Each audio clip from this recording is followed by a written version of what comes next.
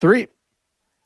And welcome back to the Michigan Insiders. Talk 1050 WTKA online at WTKA.com. Sam Webb, Mr. Ira Weintraub on the other side of the county. And 9 o'clock hour. Thursday is dedicated to our friends at MGoBlog. We call it the MGoBlog Roundtable. We talk about a bevy of topics, serious and trivial, mostly serious, though, here of late, with our good friends from MGoBlog, starting off first with Brian Cook. Brian, how are you this morning? I'm good. And our good friend Seth Fisher. Seth, how are you this? Welcome back, Seth. We introduced you. So, welcome. Just back. Making my folder. Just making my my folder to watch later. But I'm never gonna watch because I know how things go. Right. So, guys, press conference yesterday.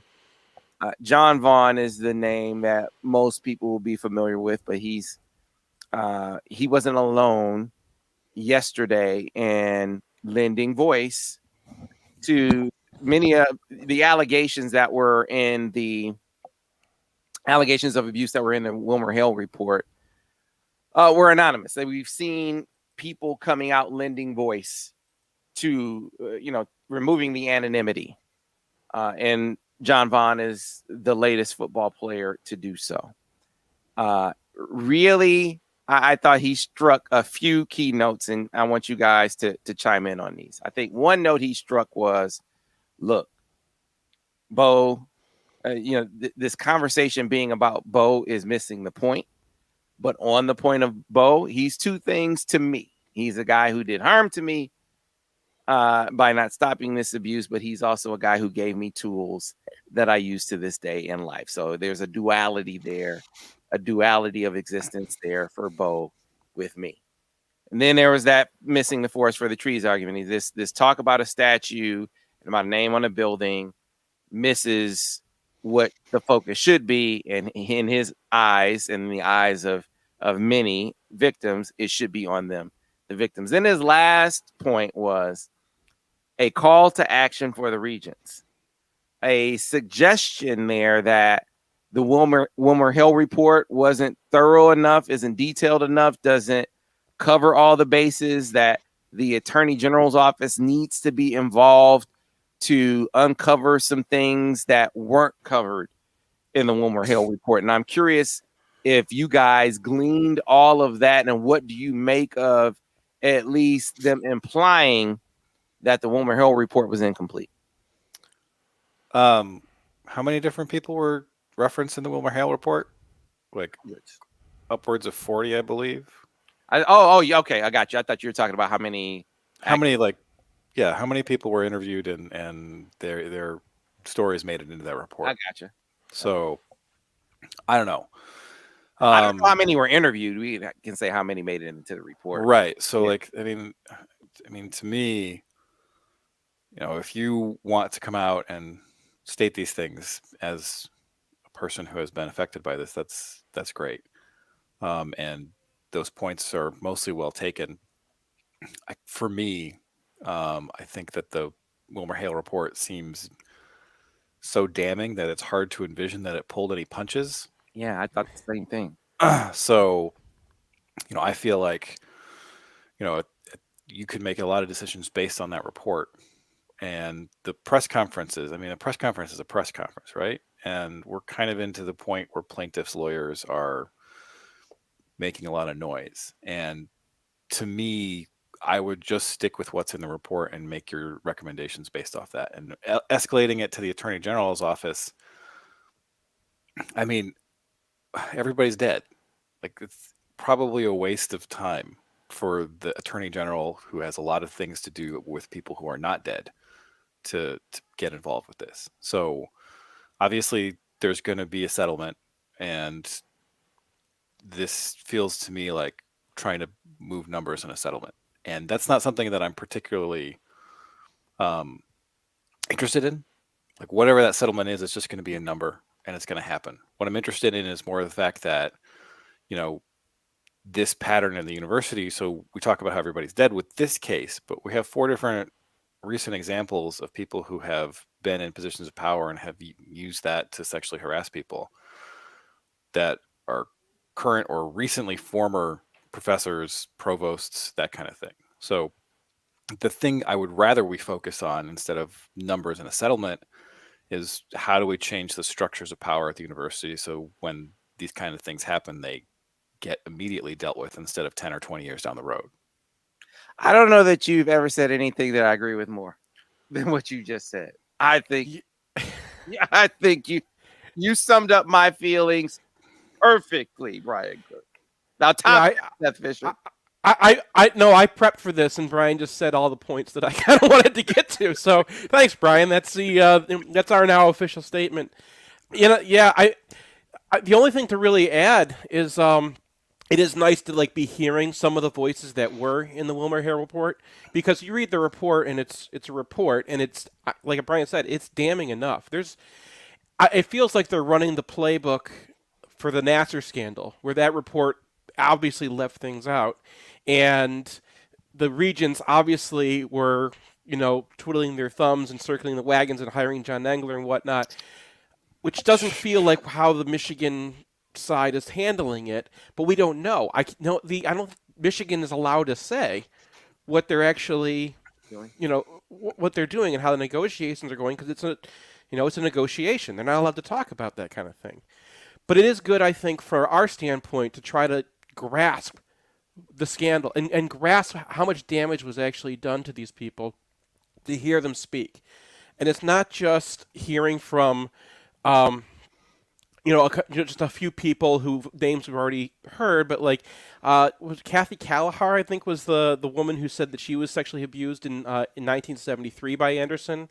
And she told a therapist at U of M Health who, accused her of having fantasies about Anderson. And the more we hear these stories directly from these people about the culture that existed then, even if it's not the culture that existed now, it shows us what we need to know about institutions and how institutions can harbor somebody like Anderson without anybody being so evil that they're actually trying to, they're not trying to cover him up. But how do you have a guy like that people aren't trying to cover up, but is still able to operate? And it's these institutional failures that happen again and again, and they're not exactly the same institutional failures, but they are similar institutional failures that we've had recently. And those failures need to be addressed structurally, not just case by case. And the analogy that I used earlier in the show to sort of crystallize the point that you guys have made so eloquently is, the idea that the WilmerHale report isn't thorough enough, that it covered only a portion of all that happened. To me, it's like being I'm not a lawyer, but I talked to Joe Simon, right? It's like being in a courtroom and him getting up and saying, Your Honor, we stipulate for the record that everything that these other witnesses are going to say is just like the witnesses that came up before. We concede this point. We stipulate that all of these things are the same. That is not meant to suggest that every instance of abuse isn't important. That is not the suggestion here at all. What it brings up is it necessary to achieve the end?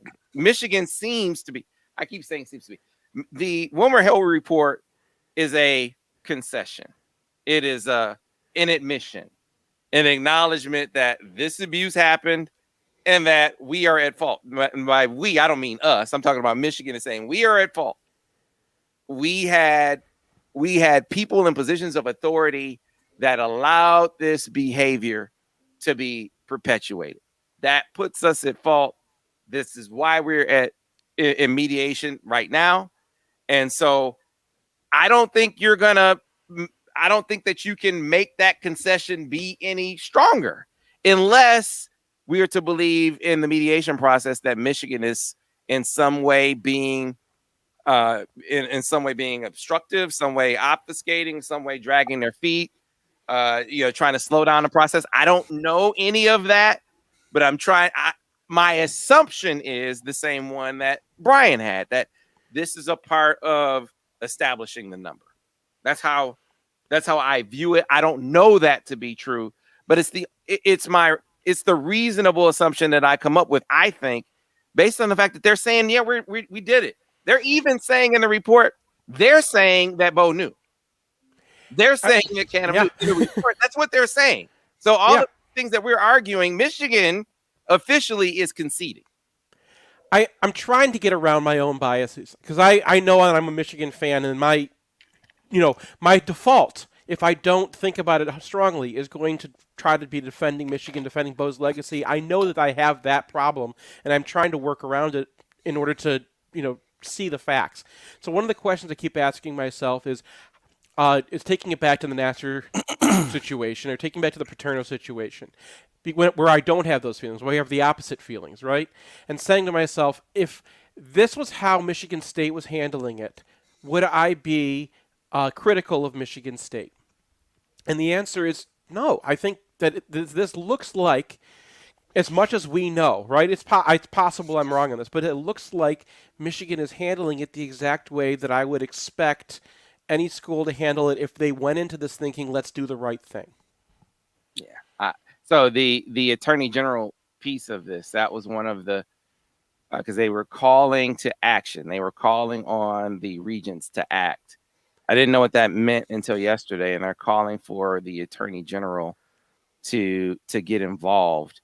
Is there any indication about a plan, a desire to do that or not do that? Do you heard along those lines? I mean, Jordan Acker, who's a regent, tweeted out something today that this was going to be an important. Did he say momentous? I don't know. I forget. I'm paraphrasing his tweet right now, but it seems like there might be some sort of action today on Anderson. What that is, I don't know what it's going to be until it actually happens. Mm-hmm. Not quite that plugged in. Right, I hear you. Yeah, I mean, I know several regents, and I know people who talk to regents more often than I do, and they're legally not allowed to say anything. So anytime somebody is like, "Hey, man, give me the rundown," or tell me off the record or anything, all they say is legally not allowed to say anything. So that's why, they had the sign out there, "Regents refusing justice." I see that as that's how the system works, right? The lawyer's job is to try to extract as much as they can for their clients. That's what they're there to do, and that's who they're serving. And the way to extract the most money from Michigan is to make the most hay. And Michigan invited this by having a scandal at their university. So this is what happens. You have to go through this because you had a scandal at the university. It doesn't mean that everything the lawyers are asking for, it doesn't mean that everything that they're framing it as is true, and that we have to full-throatedly support everything. But we do have to full-throatedly support the victims here, the survivors here, and say that their voices deserve to get heard. What they want deserves to be front and center in the conversation. And I think that on the whole, that these press conferences are good because of that, because we're hearing from these people directly, which is better than reading the report, even if it's some of the same information that was in the report. And we're also hearing some of the things that Wilmer Harrell left out of the report, and we can think about it independently. We can say, okay, why wasn't that in the report? Well, does that line up with the timeline? Does that make sense with everything else that we knew? And so, as the public, our job is not to take sides. Our job is to try to understand what happened and try to understand how it can not happen again, especially because we love this institution and we want to make sure this is not going to happen again. Is it the case, though, that right now, anything that they do that is not in line with what, say, for instance, yesterday they said in the press conference, they're calling on the regents to turn this over to the Attorney General's office.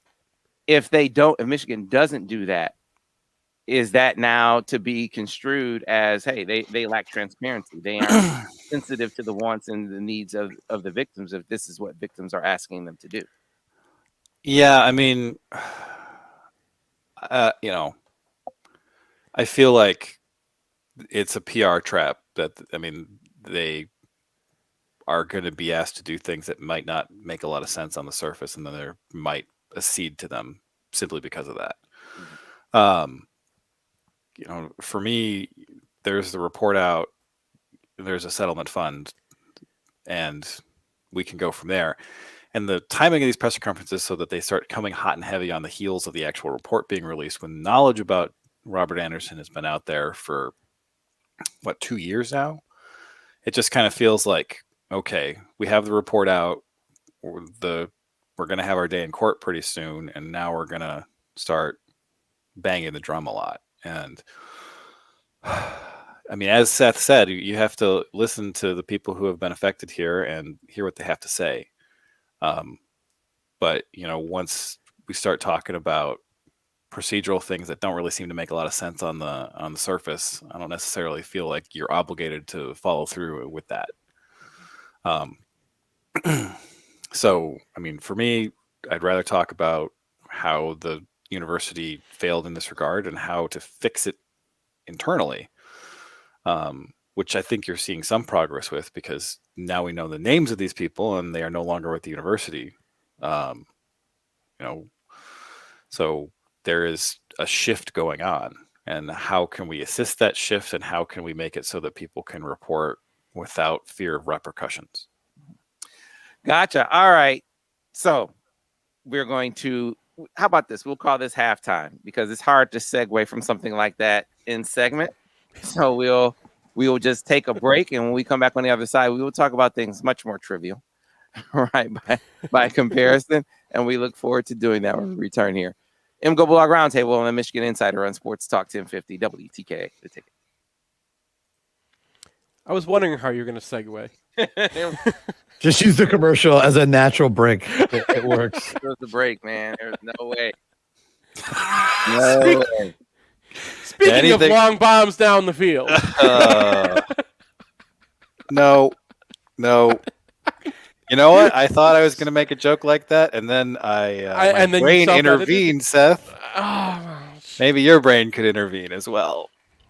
Okay. What's up, Jamie? Doing well. Doing well. Hey, is that Mark? That's not. Is that Mark from KZoo? Mark? I don't think that's Mark from Kalamazoo. I mean, it's Mark. It's just not. But not Mark. Mark. Not Mark from Final Four. Mark. I don't think so. Yeah, we gotta find Final Four. Mark. I know. No offense, Mark Lewis. No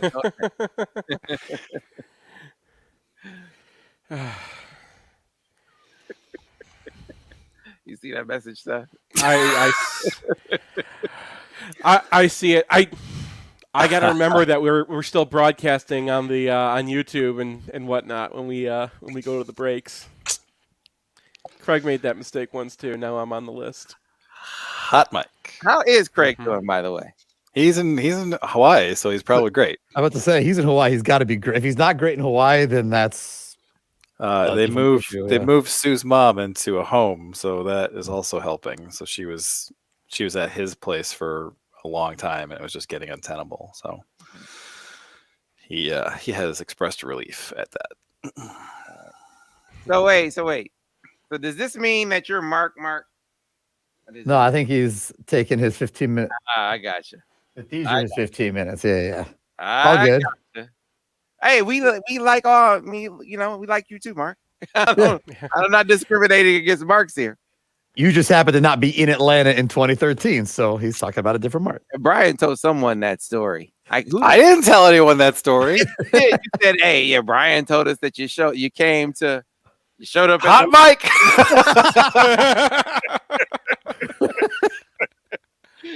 I said someone asked me about it in an interview. I was like, "What? Brian told you that story?" Like, good grief, man. I was back to a hotel really late in the night. I just saw you get out of a car and you seemed happy. Oh man. I can't. I hope they go to they're going to go to the Final Four with Juwan. Was Sam, if they do, you just got to take me, okay? I got you, man. Yeah. Well, I should say I got you. It was Mark from Kalamazoo. Wow. Caller on the show who I tell you, Michigan fans that week, that was a ton of fun. Yes, all right, we are hearing good word for Doug in the visit, and it makes things very interesting because I think, my opinion, I'm not speaking for Michigan, I think there's a clear pecking order here.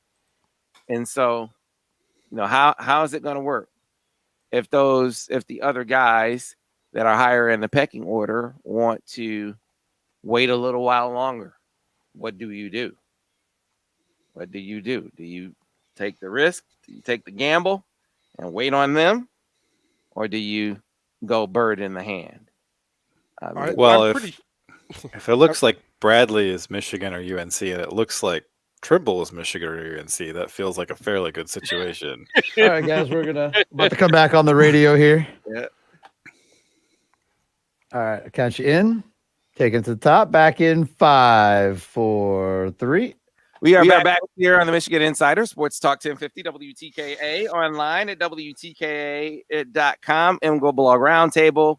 My guys from MGoBlog, Brian Cook, Seth Fisher. And so we got word last week. I was down in Florida at IMG Academy, and I got a call from a guy here in state, one of the top trainers. One of his guys had just been up at Michigan, or was still at Michigan, and had turned in a lights out workout. He checked in at, I think, like 6'2.5", 213 pounds. He ran a sub 4.540, very fluid in drills, caught the ball, and it looks like Michigan's going to offer him.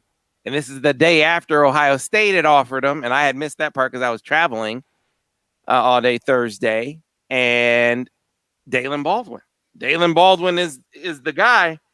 Michigan offered the day after, and he didn't take long. I mean, he actually told him he was coming. I had to take a couple of days to get the announcement together, but he is officially in the fold. What do you guys make of Dalen Baldwin's game? What do you project his impact to be? Better than I thought when I was like, oh, we got a guy, from Jackson State. And then, wow, blocks really well downfield. I know that that's not usually the first thing you talk about with a receiver. You're such a Michigan fan. I know. But, I mean, that pops in his film. It pops a lot, and they made that a big part of the offense as the season continued. Because remember, he was new to them, too. He was at Morgan State and then transferred to them last year. Yeah. So I think they put him on the field originally as just kind of the X receiver, as the other guy, and they had, I forget his name, but number 9 on the other side that they were kind of focused on originally. And as they saw what Baldwin could do, you put the ball in that guy's hands against some guys in the SWAC, and things happen really fast. So he's got speed. He has pretty good hands. I mean, he's got a couple one-handed catches in that highlight film. So those questions are answered. It's really kind of what we were hoping that Cornelius Johnson would look like at this point. And I'm not saying that he isn't, right? Like, we haven't seen enough of Cornelius yet. But he's that kind of body, that kind of speed for that body. And then the blocking is just, he starts riding a cornerback, and that guy is gone. And there's a couple bubble screens there that look like there's nothing until he just plants a guy in the sideline, and all of a sudden there's a wide open space, enough that you can dodge a safety and keep moving. And, like, I tried to score this. I tried to do like a quick little UFR like Brian does, just to kind of get an idea of what he was. Can't and then do that a highlight film. Yeah, no, it wasn't a highlight film. I did it with one of the games, the Grambling game. Yeah, and they were all like, I think he got like a +8 in blocking highlights when I was purposely trying to like lower the score because it was SWAC. So I think this guy's going to start. I think he's going to be an impact player. If he doesn't start it, he's going to be certainly part of the part of who's out there, because we only have one guy, Cornelius Johnson, who's anything like him. And he's got 2 years, right? He's got 2 years. Yeah. Might not use them both, he said. Well, if he doesn't use them both, that's good news, probably, right? Right, yeah. I'll take it. Yeah, that means he blew up this year. But he, in looking at the scenarios, because he got the offer from Ohio State, and the interesting thing to me was, his trainer was like, he's still looking at Central. And I paused for a minute. I'm like, what? Ohio State versus Central. But then I got it. He saw the opportunity to play, to be showcased, being better at Central. Obviously, it can be a path to the pro. I mean, Central's had high profile. Antonio Brown, when he got handed off to to Central from West Virginia. He went there and parlayed that into, being drafted into the NFL. So it's possible. But what it said to me and what made me kind of feel like he might see Michigan differently is because at Ohio State, you got Chris Olave, who has established himself as a beast. You got Garrett Wilson, who is a guy. There's a percentage of balls that those guys are guaranteed to get. Does not mean that Michigan doesn't have talent at receiver. They do, but it is not talent that has proven itself to the point where you say, hey, 60% of our balls are going to this guy or to these two guys. There's just more room to carve out a bigger niche in Michigan's receiving core than there is Ohio State's.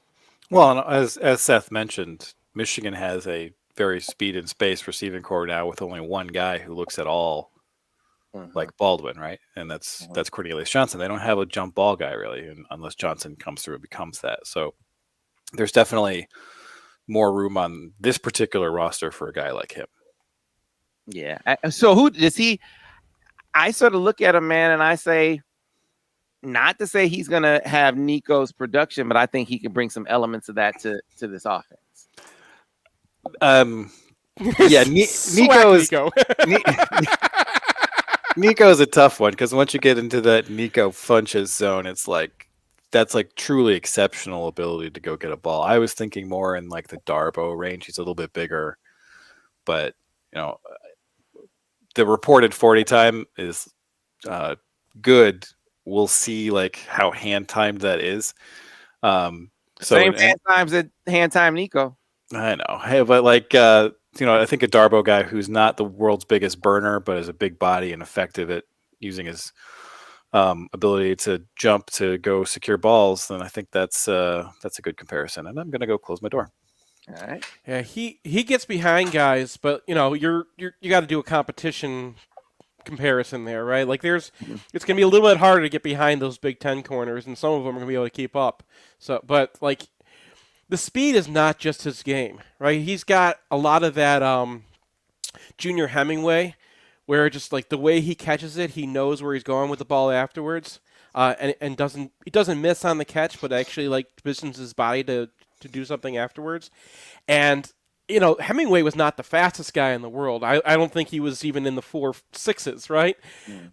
But the way that he got yards after catch was that he positioned his body. He had like great body control to be ready to move after he got the ball. And Baldwin's always doing that a lot better than a lot of the Big Ten receivers that I've scouted. All right, so let's switch gears here real quick. I'll ask Brian just briefly. Have you watched any tape of Walter Nolan? No, I have not. Walter Nolan. So you're like Seth. You're like you just refuse to. It's like when Beeline was recruiting guys, and he'd have a 5-star on the hook, and you're like, you know what? I'm gonna watch that if he commits. Just not gonna do that to myself. He's a freaking problem. He is I mean, as impressive as Rashawn Gary was in a camp setting, it was all raw athleticism. Not much for technique with him. And he was able to dominate with that because he's that much of a freak athlete. This kid has technique too. And it's like, man, you got some things in your favor. You got family in the area, and NIL. I mean, I feel even stronger now. We've had this discussion before. Like, what is the significance of NIL? What is it going to mean for Michigan? And talking to his dad, one of the things that he mentioned outright that they are going to be paying very close attention to is Michigan's NIL presentation. I mean, they're aware of the different laws in the different states. So how does it work in Georgia versus how it works in Florida versus how it's going to work in Michigan? They're very interested in those details. That says nothing about what we have come to know as the bag, right? The bag that is always offered in the SEC. Says nothing about that, but at least from the standpoint of NIL, Michigan can compete in a very, very serious way So I think with a great NIL presentation, it boosts their chances. Not to the point where I would call them the favorite. I think the South is the odds-on favorite still, but Come on, man. you talk to them, man. You talk to them. I think they're serious. I think they're sincere in how strongly they're looking at Michigan. I mean, they just came up like they've been in Michigan now for a couple of days already.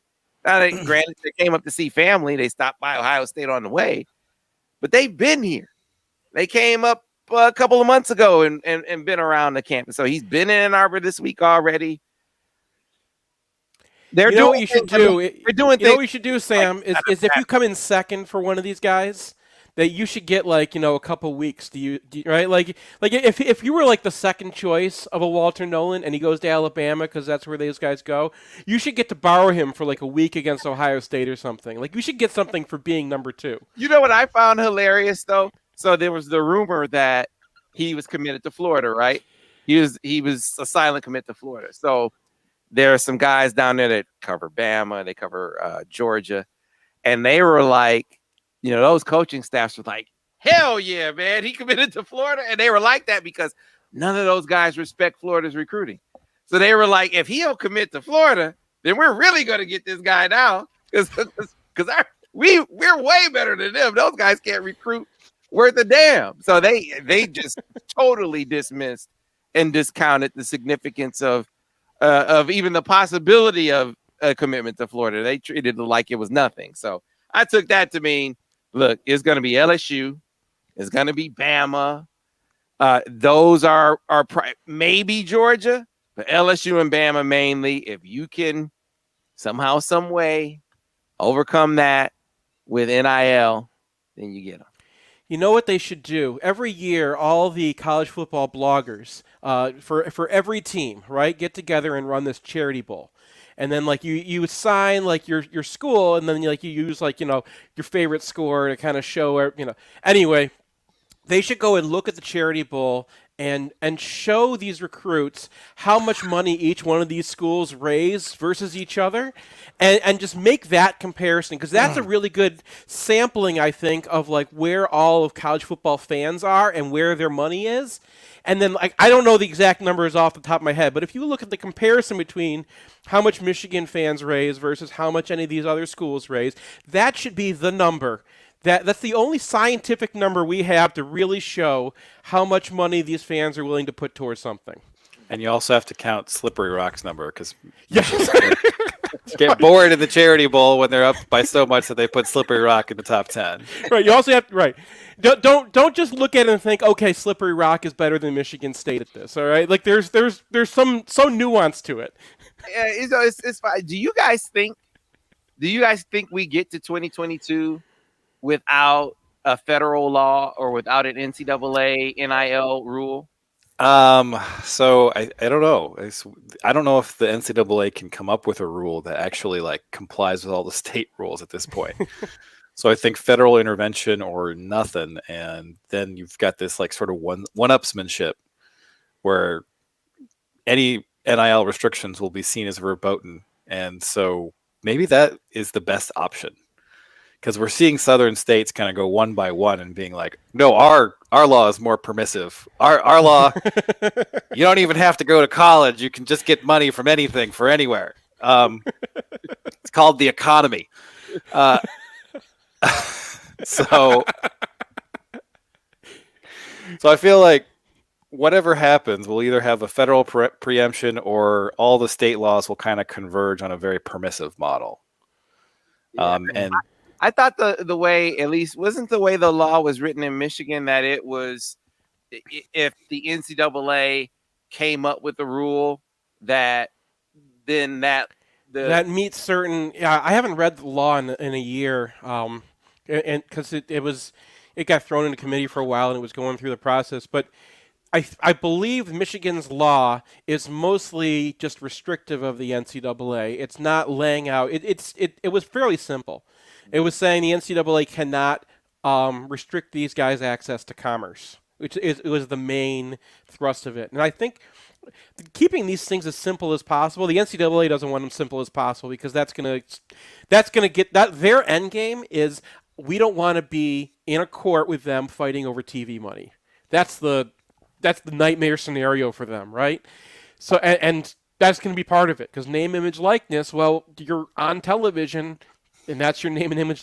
So they want to be able to restrict the television rights to their scholarships and the room and board and the stipends and all the stuff that they get. And I think that's what the ultimate end game is going to be. They're gonna get that, and then everything else is going to be you cannot restrict commerce. The details of it are being hashed out. The problem with expecting a federal law to happen is I don't think people understand how Washington works. Right? Like they all agree on something, let's do this. It's not how things actually go. These things move when somebody's got an advantage or somebody needs it or whatever. So, there needs to be there are certain pieces of legislation that do get passed. So they just made Juneteenth a federal holiday. So yeah. And that seems like something that seems fairly bipartisan at this point, and so does putting up a middle finger to the NCAA. So we have a lot of different competing bills, and I think what the issue is like, what are they going to settle on is the one they actually want to drive forward. And Ira said we were talking earlier. So Juneteenth is a federal holiday, but you can't teach about Juneteenth. It makes a whole lot of sense, right? It makes a ton of sense, doesn't it?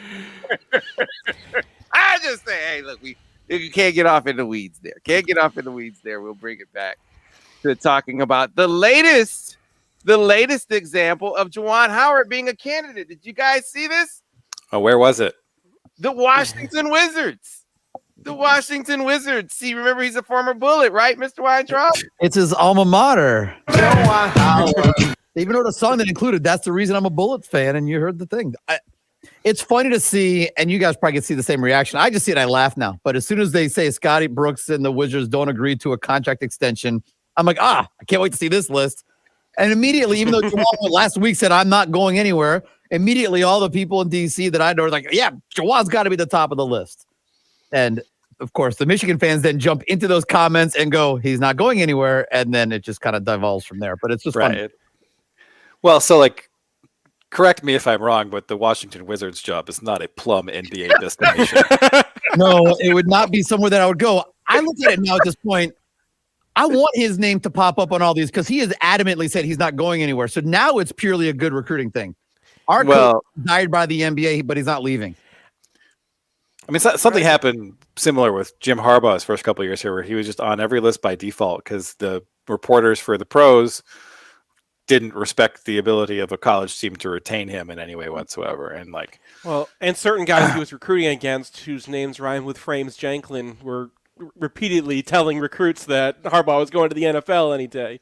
Right. So I will start having an iota of worry when there are no people named Howard in a Michigan jersey. Right.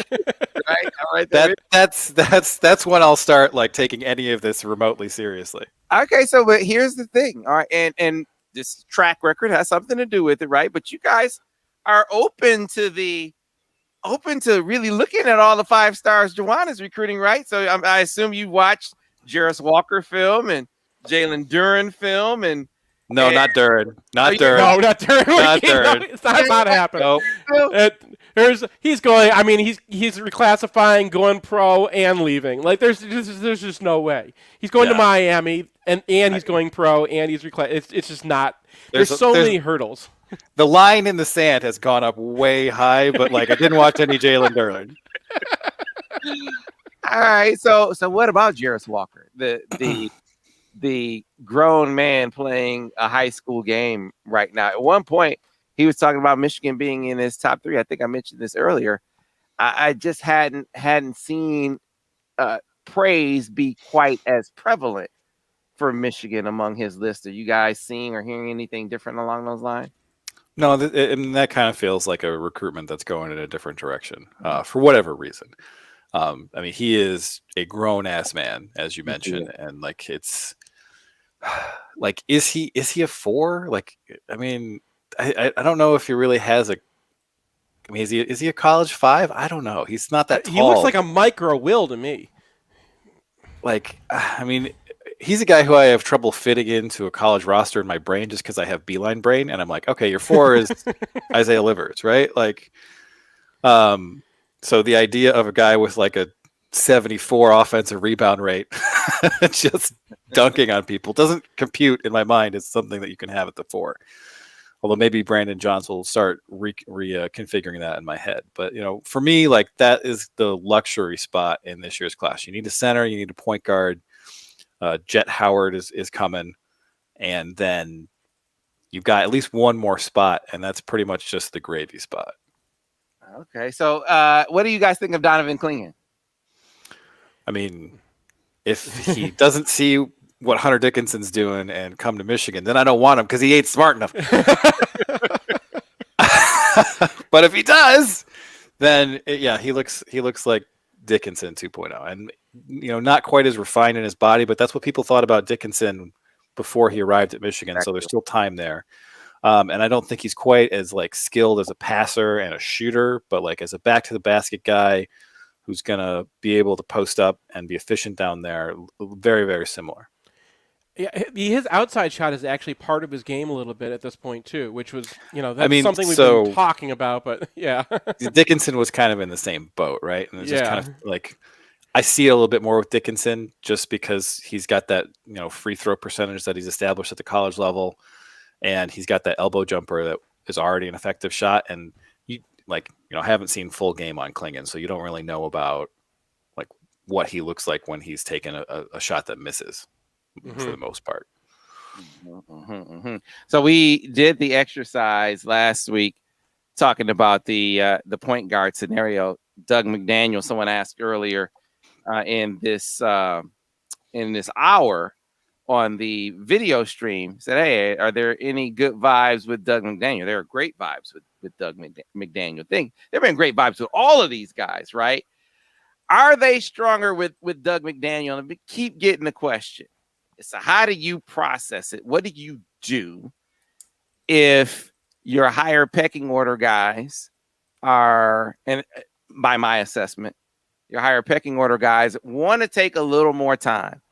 Both of these guys, both Seth Trimble and Jaden Bradley, are going to be summer decisions, right? And Seth Trimble, its timeline is probably, just by the tone, sounds like it could be sooner. Sounds like it's going to be July. So if you're Michigan, do you go burden? Let's say Doug McDaniel wants to come now, and the other two aren't deciding until July at the earliest. Do you go burden the hand, or do you take the risk? I'm going to take the risk because, one, Michigan has Frankie Collins in the previous class, right? So Doug and Frankie are fairly similar players. And Frankie's probably a long-term college player. So if you don't actually end up getting Doug, it's probably not a complete disaster if you strike out on all three of these guys. And also, if you're looking at what Trimble's looking at, he seems to be looking at mostly UNC or Michigan. Jaden Bradley seems to be looking at mostly UNC or Michigan. And those guys aren't going to the same school. So I'm going to roll the dice here and see if you can shake one of those two guys out. And also, like, a month is not a long time to wait for McDaniel. Like, right? Like, if he really wants Michigan and he's really ready to commit now, I think that it's likely that he's ready to wait for a month or two. I mean, this isn't going to push into the late signing period where he's going to worry if he has a spot somewhere, right? Like, the timeline here is such that I think you can, kind of have your gamble and still have your backup plan if that is in fact what the pecking order is. As we mentioned, this is just speculation from some dudes on the internet. It's not what the coaches are telling anybody. Right. So, yeah, I'm rolling the dice. Seth? Yeah, I mean, I think it's an easy call. I mean, I like Doug's game a lot more than other people. A lot of people see that guy and be like, that dude's 5'8". What are we even talking about, right? What's John Howard looking at 5'8" guys for? Because you can get that guy in the portal, right? Like, you can find a guy, usually playing the Sun Belt or something, who is, was too small to get recruited and just knows how to run the floor. And you can find that guy if you need him later. You also, I mean, Doug's looking at, Arizona State, Virginia Tech. Like, if you get in the situation where, down the line you lose one of these other guys, you really can't call Doug back and be like, "Hey, man, I know, things weren't great where we left it." I know that these guys are going to be honest with them, right? He knows who's visiting. He knows where he is in the pecking order. They've got to be telling these guys exactly where they are, and they know their timelines, and you can't push these guys to have any faster timelines. July is a really fast timeline for the level of recruit that these guys are. So I think that, I definitely take I definitely take it, and even if you do lose Doug because of it and don't end up with any of these guys, you can get that guy in the portal. Yeah, I just feel like with Juwan, I'm more willing to take the. I think you could gamble with your Juwan Howard. I think he's going to get his share of these guys, win his share of these battles with your North Carolinas of the world. I mean, because that would intimidate you into maybe saying I'm gonna go bird in the hand, because you gotta beat Carolina by and large, and I think they can. I think there are some advantages in the Trimble recruitment that we laid out before. I think that Big Bro didn't have a great time at UNC, right? Hubert Davis has to prove that he can do what Juwan Howard is doing, lead a program, right? And then Jaden Bradley, there were a lot of people who had Michigan on the outside looking in for Jaden Bradley, and they were like, no, we just don't talk a lot. we just don't offer a lot of we don't offer much of a window into what we're thinking and doing. But Michigan has always been right there, and if you came away from that weekend thinking anything else, then I don't think you're paying attention, because I didn't realize Jaden and Jet were as close as they are. And Jet he's doing his recruiting thing as if we should be shocked or surprised, right? He's doing a heck of a job recruiting this guy, feeling like they can carry on what they do in high school at the college level is a thing. Loves the system. His dad said it's a perfect fit what they do at Michigan, but they're doing their due diligence with the visits thing. But they're in such a promising position that you just feel like if you just wait, if you just hold out, you got a better than average, a better than 50-50 shot of getting that guy. And when you talk about, like you said, Brian, if it's mostly between Michigan and North Carolina for those two, then you got a better than 50% shot of landing one of them. I'm like, hey, man, roll the dice if you're Juwan Howard. I'm right there with you. So now big. So we talked a little bit about big recruiting, talked a little bit about guard recruiting. They are hitting 2023 on the offer trail a little heavier now. And it's a guy I wonder if you watch. He's a 5-star, so that might offend your sensibilities a little bit. But have you guys watched J.J. Taylor? I have not watched J.J. Taylor yet. Watch J.J. Taylor. Watch J.J. Taylor. He plays for Mac Irvin Fire. Oh, yes, this guy, yeah. I haven't watched him play, yeah, very, very. So he's 6'9". He's about 210 pounds. He can, well, maybe that's being a little generous. Maybe 195 pounds. Can handle it, can shoot it. A plus passer. I mean, the guy checks all the boxes. He's the number 7 player nationally in 2023. And the dude could not stop gushing about how much he loves Juwan. I love Juwan Howard. That's my guy. That's my dude. He's from Chicago. And so I told my guys down in Speeds, I said, talk to his coach. They talked to his coach, and he said, oh, yeah. No, that was my high school point guard. That's my teammate.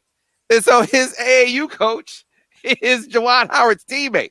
This is a 5-star I think qualifies for you guys to watch. All right. Well, after Musa Diabate and Caleb Houston, the range is broader. Like, it's just like the guy who it's like, yes, this guy is going to the G League. I'm not going to watch. Like, right. But if I was an Alabama fan, I'd be watching all these 5. I'd be watching Walter Nolan's film too. I know how Michigan football recruitments tend to go. Michigan basketball recruitments tend to go other ways, right? Hey, Michigan recruiting fans have a recruiting version of PTSD, and I get it. I understand it. Wait. There's no need for a recruiting qualifier there. Michigan football fans have PTSD. There is no happiness in life. There is only a mirage on the horizon. Yes. Is that Putin yesterday, or is that a Michigan football fan? Well, Michigan I sports. I saw it on my timeline an awful lot. So That doesn't Like- specify if it was from Putin or if it's from Michigan, because if you see it in your timeline, it could be either. Hey, look, maybe they'll get some good news here in the next month or so. That'll, get people on a more positive note. Be it certainly in basketball, you can expect that. In football, you can hope for that. Here's my problem with 2023 5 stars. I watched this guy's film now, and then I watched the film for 2 years, and then he's on the court, and then he's on Michigan's team, and then I got another 5 months before he can play. And then he plays for 5 months, and he's gone. I just spent 3 years watching this guy's film for 5 months of Michigan basketball. what else are you gonna do, Seth? Go rock climbing? That is kind of what we do. We kind of like watch film, right? We are old dads. This is what we do. All right, fellas, it's been look, we were heavy at the beginning, we were light at the end. We appreciate you guys staying with us all the way through. MGoBlog Roundtables are always insightful, most of the time fun, but always insightful. So I appreciate you guys joining us and appreciate you guys watching and listening. We'll be back next week with the MGoBlog Roundtable. We'll be back tomorrow here on the Michigan Insider on Sports Talk 1050 WTK, The Ticket, the official voice of University of Michigan Sports, Ann Arbor, a Cumulus station.